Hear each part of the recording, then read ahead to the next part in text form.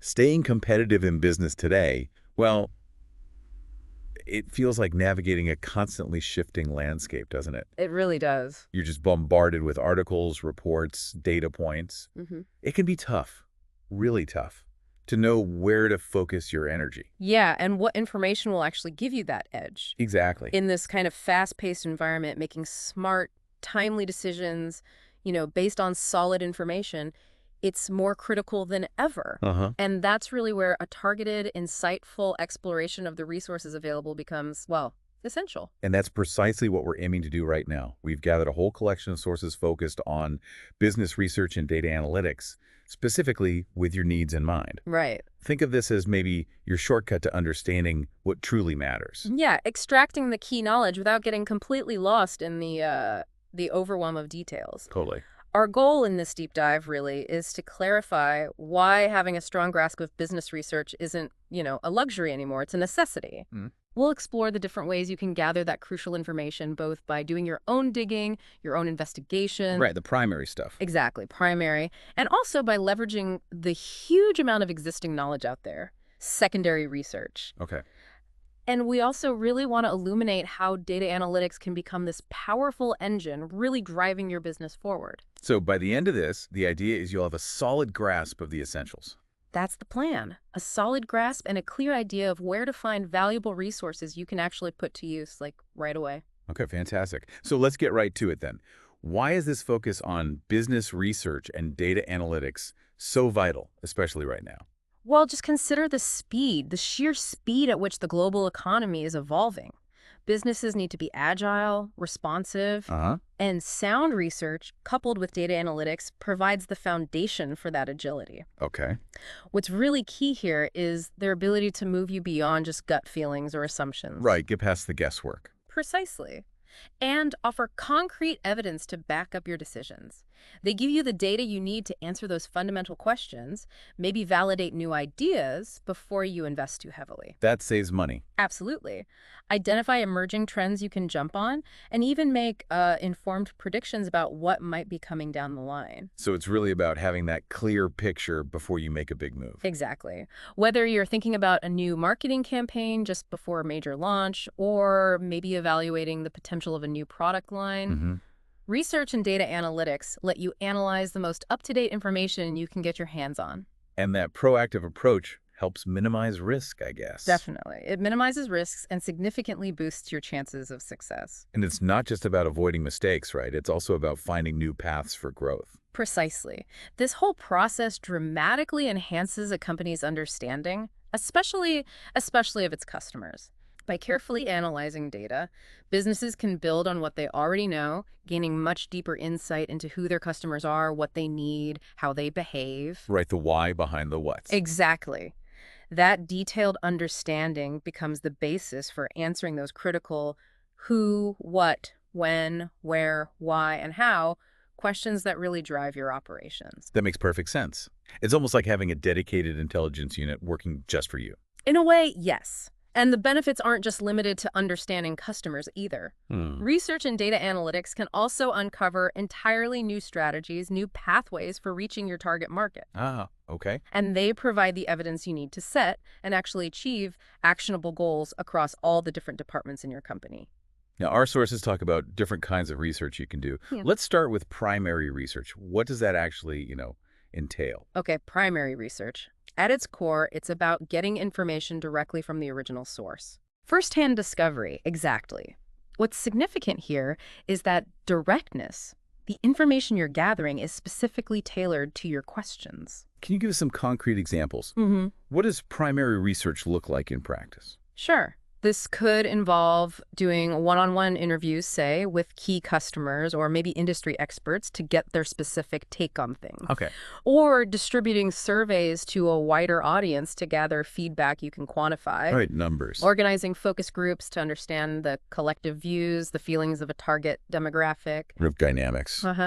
Or undertaking detailed case studies to really analyze a specific situation in depth. Okay. Or even using different kinds of assessments to gauge skills or preferences depending on what you need. So it's actively going out there, rolling up your sleeves, Yeah. and collecting the raw data yourself. That's it. And, while analyzing existing online data sets might feel a bit different because you're not directly talking to people, the way you frame your questions and use that data to inform or support these more traditional primary methods, that still kind of falls under this umbrella. Okay, got it. That gives us a clear picture of primary. Now, what about the flip side? Secondary research. How's that different? Right. Secondary research, it takes a different approach, but it's equally valuable. It involves using information that's already been published or is, generally accepted knowledge in a field. So stuff that already exists. Exactly. Its real strength is providing that essential background information, the context for your own primary work, or for making those initial strategic calls. So instead of generating new data, you're digging into what's already out there. What kinds of sources are we talking about here?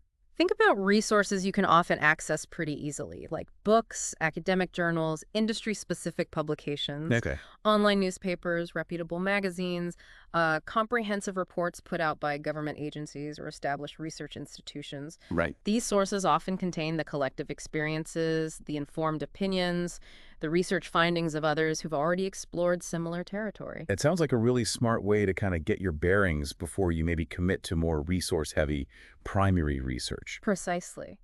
Secondary research is incredibly useful for understanding established best practices in your industry, Right. identifying new trends that could impact your business, analyzing the competitive landscape, seeing what everyone else is up to, Crucial. and gauging overall public opinion on topics relevant to what you offer. But, there's so much information out there. How do you figure out which sources are actually trustworthy and, reliable? That's a critical point. You absolutely need to approach secondary info with a discerning eye. Critically evaluate its accuracy, how current it is.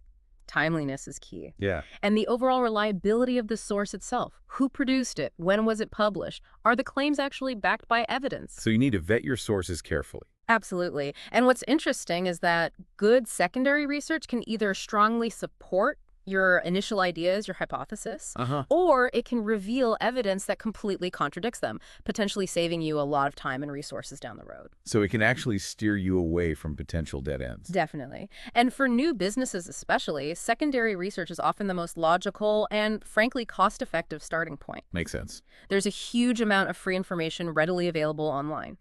This initial exploration provides that foundational knowledge you need to then inform more targeted, more in-depth market research later on. Our sources highlight some specific places to find this valuable secondary research.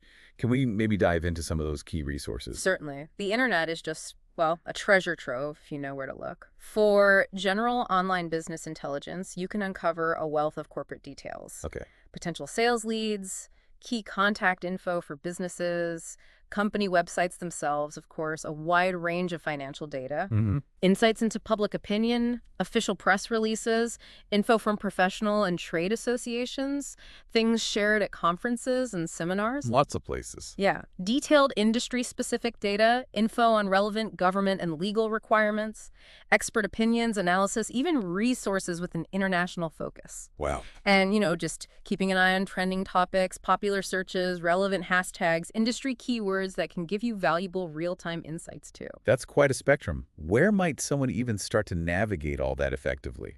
Government sources are often an excellent starting point. In many countries, they're the single largest provider of data, Right. and they frequently offer free access to crucial info on demographics, economic conditions, all sorts of other stats. Think of it as a reliable base layer. Are there particular government websites, say, for our listeners in the U.S., that they should know about? Yes, absolutely. The U.S. Small Business Administration, the SBA, their website, www.sba.gov, is fantastic. Okay, sba.gov.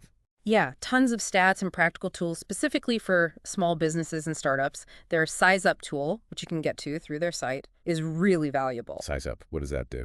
It helps you analyze cost effectiveness in your area, identify your direct competitors, even understand things like revenue per capita in specific local markets. Wow, that sounds incredibly practical, especially if you're starting out or looking to expand locally. It is. And then there's the Bureau of Economic Analysis, or BEA.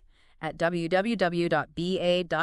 BEA.gov. That's your primary source for the bigger economic picture. Detailed data on GDP, international trade, corporate profits across sectors, investment trends. So the macro level stuff. Exactly. And for really in-depth population and business stats, the U.S. Census Bureau, www.census.gov, is invaluable. Census.gov, right? They even have user-friendly interactive tools like www.usa.ipms.org/USA. That makes it much easier to find and analyze very specific data sets on population and business activities. Okay. And what about for assessing, say, market risks? For that, you'd look at the filings from the U.S. Securities and Exchange Commission, the SEC. SEC.gov. Right. Specifically, www.seci.govgar.shtml.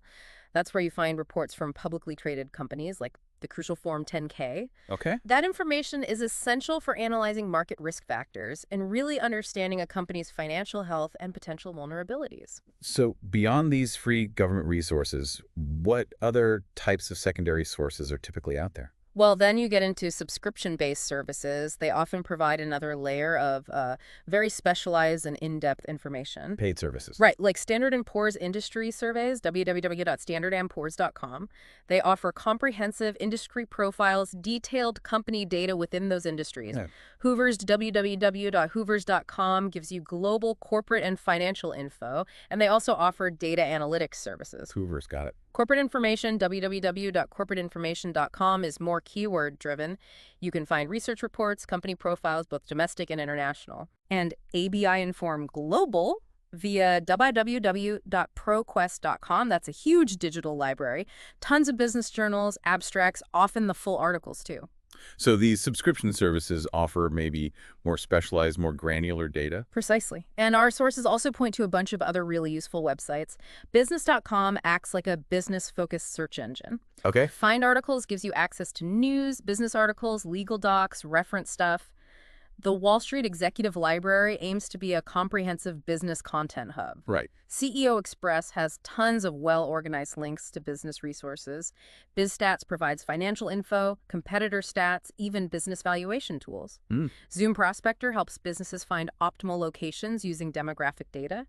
FreeLunch offers insights into economic trends and financial data. Lots of tools. SoundView Executive Book Summaries, great for getting key insights from business books quickly. And the Pew Research Center, invaluable for data on public opinion and social trends that can really impact businesses. That's a seriously comprehensive list. It really sounds like there's a wealth of info out there if you just know where to start looking. Absolutely.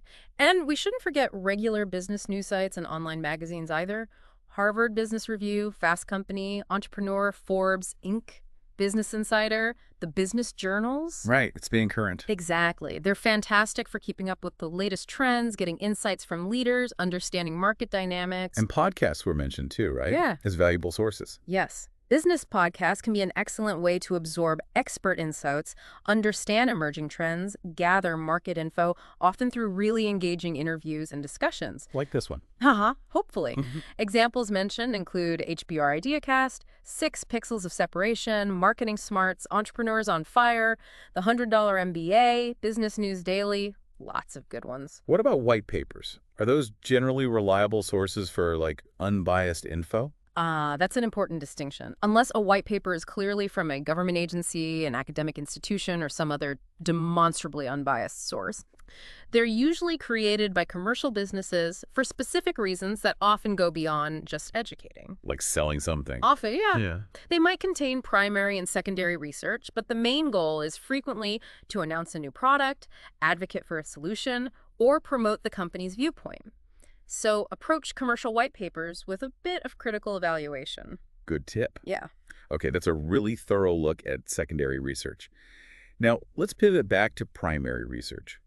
What are the main ways businesses gather that firsthand data? The main methods you'll typically see are using questionnaires and surveys, Right. conducting personal interviews, One-on-one. organizing and running focus groups, Group discussions. and developing in-depth case studies. And each of these has its own distinct set of pros and cons that you really need to weigh up based on your research goals. Let's start with questionnaires and surveys. What are the key benefits and maybe the potential drawbacks there? Okay, questionnaires, surveys, checklists. Yeah. They let you collect data from a relatively large number of people pretty cost-effectively. Scale. Right. And because they can be anonymous, you might get more candid responses on sensitive topics.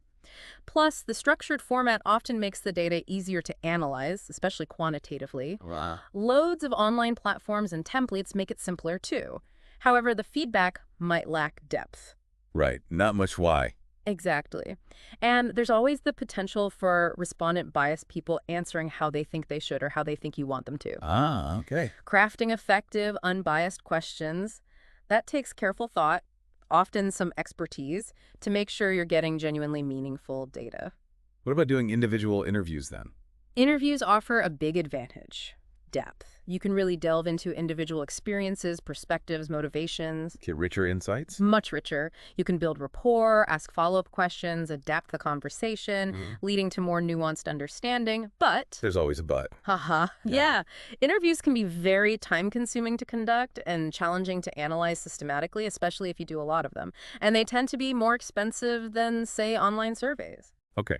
Focus groups seem pretty popular for getting group insights quickly. Pros and cons there. Yeah, focus groups are valuable for efficiently gathering a range of perspectives and understanding consensus views from a target group pretty quickly, especially for things like marketing or product development feedback. See how people react together. Right, you observe group dynamics, how people discuss things. However, analyzing that qualitative data, the discussion itself, can be complex, needs careful interpretation. Tricky. And you absolutely need a skilled facilitator to guide it effectively, make sure everyone participates, stop dominant personalities taking over. Plus, just coordinating schedules can be a headache. Logistics, yeah. And finally, what about case studies? Case studies allow for a very detailed, compelling look at one specific individual, group, event, or situation. Deep dive on one thing. Exactly. Really powerful for illustrating the impact of a program or the complexities of a challenge. But they are very time-consuming to develop and analyze, and they give you deep understanding of a narrow focus, not broad, generalizable insights. So, it really sounds like the choice of primary research method depends heavily on the specific questions you're trying to answer and, well, the resources you have. Exactly. The best approach often involves carefully picking the method, or maybe a combination of methods, that aligns best with your specific research goals, the kind of data you need, and the practical constraints, budget, timeline. Our sources also lay out a general step-by-step process for actually doing research. Yeah. Can you walk us through those key stages? Sure. The research process usually kicks off with clearly identifying your specific information needs. What do you need to know? Step 1, know your question. Right. Once you have that well-defined research question or objective, the next step is figuring out the best data gathering method or methods. Choose your weapon. Haha, yeah. Then you need to develop clear goals, specific objectives, and what you expect the outcomes of your research to be. Plan it out. If you're using surveys or focus groups, this is where you create your questionnaires or detailed discussion scripts. Then you carefully select an appropriate demographic group or target audience. Find your people. After that prep work, you move into data collection, distributing surveys, holding focus groups or interviews. And finally, crucially, you analyze the data. Make sense of it all? Exactly. Draw meaningful conclusions, spot key patterns, and make actionable recommendations based on what you found. Let's zoom in on surveys for a minute, since they're so common. What are some of the most important things to keep in mind when you're designing and running surveys? Okay, surveys. Important to remember they come in different flavors: in-person, mail, phone, and very commonly now, online. Right, online is huge. Huge. The quality of your questions is absolutely paramount. They need to be carefully worded, clear, unambiguous, get the info you actually need. Uh-huh. Ideally, survey questions should be developed by someone who understands research principles to minimize bias and ensure you get useful data. Expertise helps. Definitely. And when you report survey results, always include the sample size, how many people participated. Okay, sample size. For surveys sent randomly, a response rate around 10% is generally considered pretty good. 10%, okay. Be aware, though, in most formats, it's hard to know for sure if people were totally unbiased or truthful. So sometimes using double-check questions or phrasing things differently can help validate responses. Sneaky. Haha! Well, thorough. And finally, surveys use different question types. Open-ended for free-form answers, simple yes/no, rating scales like rate 1 to 5. Details. Right, intelligence scales, and ranking questions where they prioritize options. Choose the formats that get you the data you need and will be easiest to analyze effectively. Online surveys have just exploded. What are their particular advantages for businesses? Oh, huge advantages. Convenience and ease of use are massive, both for you conducting it and for the people taking it. Thus, friction. Exactly. You can integrate them seamlessly at different points in the customer journey, background info, product feedback, brand loyalty checks. Versatile. Very. Plus, you can reach your target audience through multiple channels, website, email, social media, even mobile apps. And most online survey platforms have user-friendly interfaces, customizable templates. They make designing professional-looking surveys pretty easy. Built-in tools, too. Yeah, built-in tools for tracking responses in real time, options for viewing, filtering, analyzing the data. Some even let you buy access to pre-screened respondent panels. Wow, targeting specific people. Exactly. People who meet very specific demographic or behavioral criteria. So you get targeted feedback. Examples include SurveyMonkey, SurveyGizmo, Sogo Survey, Get Feedback. Lots of options. That certainly sounds incredibly efficient, very flexible. Hmm. But are there potential downsides? Limitations to relying solely on online surveys? Yes, absolutely crucial to be aware of the drawbacks. Online surveys might not always accurately reflect real-world experiences or behaviors. Think about testing a physical product's usability online. Tricky. True. Responses can sometimes be misleading because people might rationalize choices or give answers they think you want. Social desirability bias again? Right. There's also the issue of professional survey takers, people doing multiple surveys for incentives, maybe not fully engaged. Data quality issues. Potentially. And if your survey is too long, badly structured, or confusing, respondents might just rush through, clicking randomly to finish. Not thoughtful answers. Okay, good caveats. Yeah. Now let's dive deeper into focus groups.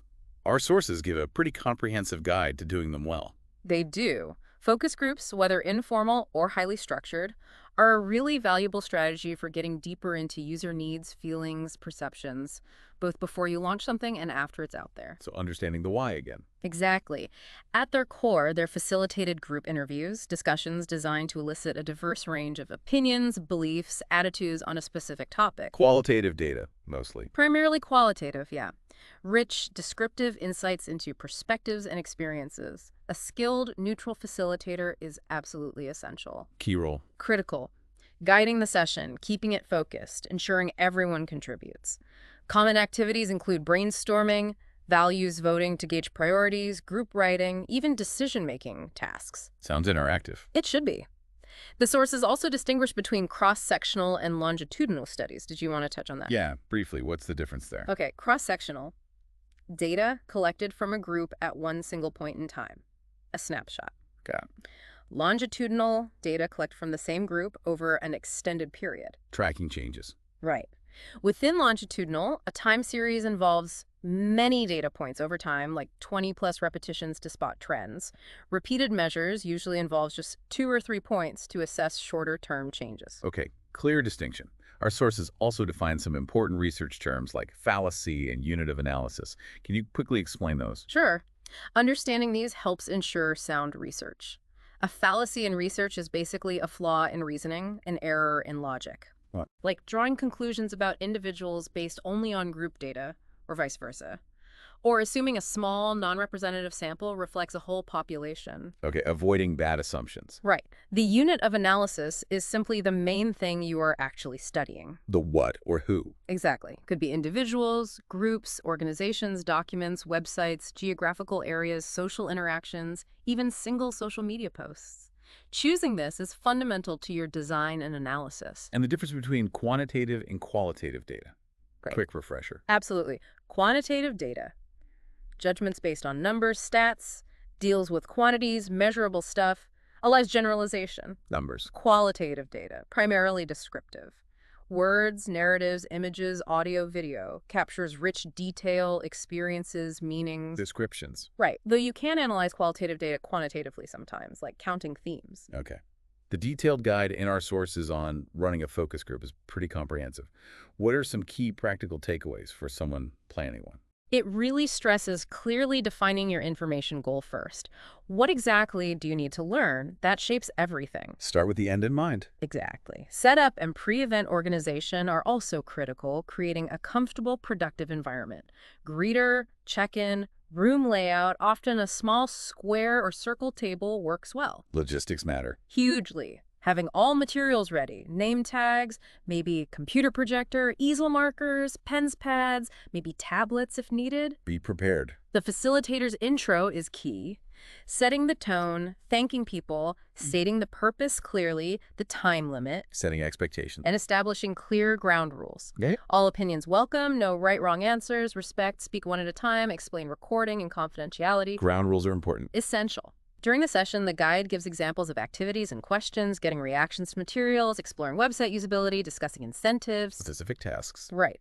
And finally, remember to thank participants sincerely and provide the agreed compensation, cash, product sample, whatever it is. Okay. And what about the sample moderator guide? Key points for the moderator. It highlights the moderator's central role, keeping discussion flowing, on target, covering key areas in time. Keeping it on track. Right. You might run several groups on the same topic. Important to use varied product samples to minimize bias. Mix it up. While it feels conversational, moderators often work from a pre-scripted set of core questions to ensure consistency and equal contribution. Guided conversation. Accurate recording video, online tools is essential for analysis. Informed consent is non-negotiable. Ethics first. Always. Compensation is standard. While names are usually confidential, the group's demographics should be noted for context. Okay. Advantages. Lots of info quickly, can check reliability by seeing different responses. Disadvantages. Needs strong facilitation skills, limited questions per hour, maybe 10. Trade-offs. You might create subgroups based on demographics for nuanced insights. Note that in your methodology. Finally, a key caution. Don't use focus groups for non-research purposes, inappropriate topics, mismatched participants, or if you don't intend to rigorously analyze the data. Very important points. Okay, moving into a different area. The world of passive data and analytics seems increasingly huge. What does that involve? Passive data and analytics. It's about collecting and analyzing data generated automatically as people interact with digital platforms, mobiles, sensors, other tech. They aren't actively giving you the info like in a survey. It just happens. Right. One intersection here is online focus groups. They offer convenience, lower costs than in person, but you potentially lose some control over the environment and maybe data quality. What are the specific pros and cons of online versus traditional focus groups? Okay. Pros, convenience for participants, anywhere with internet, no travel costs, potentially diverse viewpoints geographically, anonymity might improve honesty on sensitive topics, and text-based info can be compiled faster. Makes sense. Cons. Cons, facilitator can't see nonverbal cues or control the environment. Tech issues can disrupt things. Needs really strong facilitation skills online, less dynamic group interaction maybe, and potentially shorter duration limiting depth. So why is collecting and analyzing all this passive data becoming such a big deal for businesses? Because it provides this continuous, often real-time stream of info about how tons of consumers actually find, buy, use, and feel about products or services. Real behavior. Exactly. It's a byproduct of their interactions. A vast, often untapped wealth of information. Analyzing it effectively can reveal unique, valuable insights into behavior and preferences that are hard, maybe impossible, to get through direct questioning. What kinds of key business questions can analyzing passive data help answer? Oh, lots. Best timing for marketing campaigns based on audience activity. Okay. Most effective channels, ROI, what competitors use. Friction points in your website checkout. Pain points. Which product features are most valued or lacking? Consumer interest in competitor stuff. Potential segments for test launches. Influential social media figures. Even more accurate sales forecasts based on past behavior patterns. Wow, really practical applications. Website analytics tools like Google Analytics, they're a prime example of leveraging passive data, right? Yeah, absolutely. Google Analytics is widely used, powerful, and free. It lets businesses track website traffic with incredible specificity. Like what? Where visitors come from geographically, which referring sites or search engines sent them, what specific search terms they use. How they found you. Right, how long they spend on different pages, how traffic changes over time due to campaigns or events. These insights are critical for gauging marketing effectiveness, understanding what content resonates. It even helps with A/B split testing, comparing different web page versions to see which performs better toward your goals. Google also offers great resources for learning it: an app, demo account, online courses, help center. And what are the main types of reports you get in Google Analytics? It organizes data into key report categories. Real time shows what's happening right now, useful for monitoring immediate campaign impact. Live view. Audience reports detail visitor characteristics, demographics, age, gender, location, technology used, even broader interests based on browsing behavior. Who they are. Acquisition shows how they arrived: organic search, referrals, paid ads, direct URL entry. Where they came from. Behavior reports detail what they do on your site pages viewed, time spent, navigation paths. What they did. And conversions, which you need to set up with specific goals, track how effectively your site achieves objectives, purchases, form fills, signups. Tracking success. Exactly. It feels like there's a whole new language that comes with passive data and analytics. Can you break down some key terms listeners should know? Definitely. Passive online data, broad term for data from tracking online activity. Data mining, finding patterns in large data sets. Big data, those extremely large, complex data sets from various sources. Data analytics, the whole process of compiling, cleaning, analyzing data for insights. Right. KPIs, key performance indicators, specific metrics to measure performance against goals. Algorithm rules, a computer follows to process data. Got it. Garbage in, garbage out, or GI-GO emphasizes data quality is crucial for good analysis. Can't analyze junk. Exactly. Then types of data. Concrete, continuous, like time. Discrete, countable, like visits. Longitudinal, same subjects over time. Attitudinal, opinions, feelings. Descriptive, summarizes characteristics like demographics. Transactional, records exchanges like purchases. Behavioral, tracks actions like clicks. Well, lots of types. And business intelligence, or BI, analyzing and presenting business info for strategic decisions. Okay, that's helpful. Social media is obviously huge too. How do data and analytics play out there? Social media analytics involves collecting and analyzing data from social networks and content shared on them, including blogs. Makes sense. Key terms. Variable, any factor you study. Dependent variable is the outcome you track, like engagement. Independent variables are factors you think influence it, like posting time. Okay. Predictive analytics uses historical social data to forecast future trends or behavior, like what might go viral. Predictive modeling uses software to find patterns and build predictive models. Predicting the future. Sort of. Kind of. Social media analytics is the broad field. Social media monitoring is more specific tracking mentions of your brand or keywords. Listening. Sentiment analysis tries to gauge the emotional tone of comments, positive, negative, neutral. Quantified self is tracking personal health activity data, sometimes relevant. Right. A/B split testing compares two strategies, like different ad versions. Geographic segmentation targets audiences by location. Customer segmentation divides audiences by shared characteristics. Okay, lots to unpack there. While this passive data is clearly powerful, directly engaging with your audience to collect data still matters, doesn't it? Yes, absolutely. Passive data tells you what people do, but traditional methods like focus groups and surveys can still give deeper insights into why they do it. The why is key. It often is. But those traditional methods, as we said, can be time-consuming, costly, have limited scope, potential bias. Trade-offs again? Encouraging feedback and discussion directly on your blogs, social media, e-newsletters can be valuable for gauging marketing effectiveness and sentiment. Though be mindful that active commenters aren't always representative and negative voices can sometimes be louder. Good point. Actively monitoring comments on your own stuff, news sites, broader social conversations in your industry can give a broader, more impartial view, often at lower cost. Engaging in those discussions can also directly solicit feedback. Be part of the conversation. Right. One consideration. For totally new or unique products messages, you might lack existing passive data on audience behavior. Anticipating reaction is hard. Right. No history. In those cases, getting initial insights through a mix of traditional and online engagement methods before big investments can be really crucial. Makes sense. Social media tracking tools seem absolutely essential now. Let's look at Facebook Insights first. What valuable info does that give you? Facebook Insights Free, built right into your page, provides a wealth of analytics on your audience, their engagement, and ways to optimize targeting. Okay. Usually find it on the page taskbar. Okay. What does it show? Graphical data on visitors engaged daily, per post, per event. Key metrics like likes, reach, unique people who saw content, page visits, post interactions, Got basics. plus valuable demographics. Top cities, countries your visitors are from, helps identify your best performing content by showing shares and engagement. Finding what works. The Reach tab specifically shows unique viewers, helps spot top content for visibility, has a benchmarking tool too, compare campaigns over time, see averages. The Post tab gives granular engagement.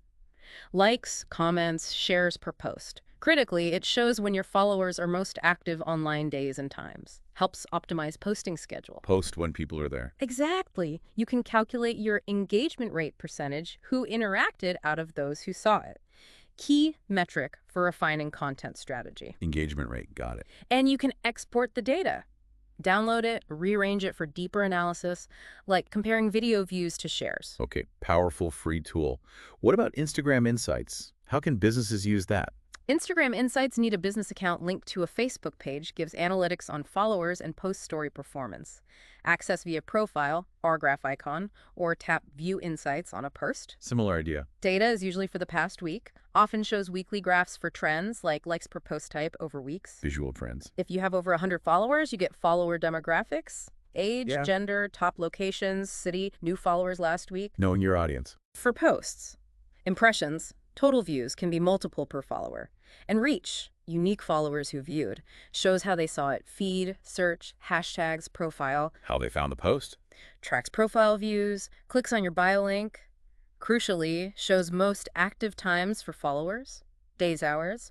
For content, timing, maybe post an hour before peak activity. Timing is everything. For stories, story analytics show impressions, replies, taps forward back, reach, exits, where people dropped off helps inform future stories. Story Insights, too. And if you run paid promotions, Insights shows views, impressions, engagements, demographics for that paid reach. Monitoring social media across all platforms seems like a big job. Why is it so crucial? Actively monitoring provides so much valuable info, gauges marketing campaign success in real time, understands public perception of you and competitors, Competitive intelligence. quickly spots shifts in sentiment, potential problems or trends, helps pinpoint best times to engage, uncovers unexpected viral opportunities or marketing wins. Stay ahead of the curve. What are the different ways a business can actually do this monitoring effectively? Depends on business size and data volume. For smaller businesses, small data, a DIY approach can work. Manual tracking. Yeah, manually tracking mentions company, product, industry, competitors across platforms, assigning sentiment, positive, neutral, negative, weak, strong. Tracking over time for comparison Labor intensive. can be. For small to medium-sized companies, there are lots of free and low-cost social listening tools that automate much of this. Tools help. Plus, third-party services specializing in aggregating and analyzing web social data. Search web analytics tools, social media analytics tools, examples. Brandwatch, NetVibes, Radian6, Sonomos. Okay. Our sources mention a few specific free or low-cost listening tools as a starting point. Can you highlight a couple? Sure. Social Mention is a free search engine for keywords, brand competitors, trends across platforms. Shows sentiment, top users, potential influencers, top hashtags, post rank sources, even Twitter-specific search. Social mention, okay. Hootsuite is very popular, a social management tool. Free and paid options. Free plan connects multiple accounts, basic tracking for mentions, searches, some insights metrics. Hootsuite, right. Paid versions offer more analytics, connect to other tools like Reputology, review monitoring. Also tracks response time to inquiries. Are there other helpful tools in this space listeners might check out? Yeah, several others offer monitoring, often content management too. Some have free trial options. How Sociable, Mention, Likealizer, Facebook focused. Sumal, Spreadfast, TweetReach, Twitter focused.